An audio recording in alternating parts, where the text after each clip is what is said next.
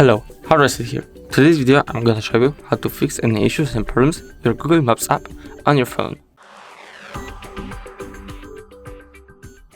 So first thing that you want to do is go to the Play Store, go to the search bar, Maps, just Maps.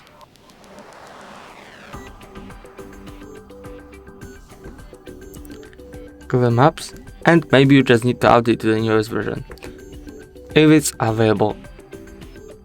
After you update your app to the newest version, everything should be cool, but if it's not, I'm gonna show you two more ways how to fix it.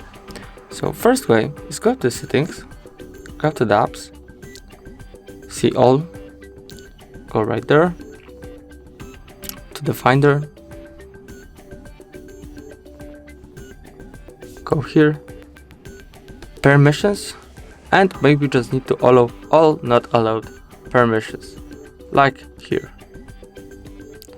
After this, go to Wi-Fi data usage and unrestricted mobile data usage on. After this should be everything cool, but if it's not, the last way is the just reinstalling the app, like this. Update, just reinstalling the app. If the video was helpful, please leave a like and subscribe.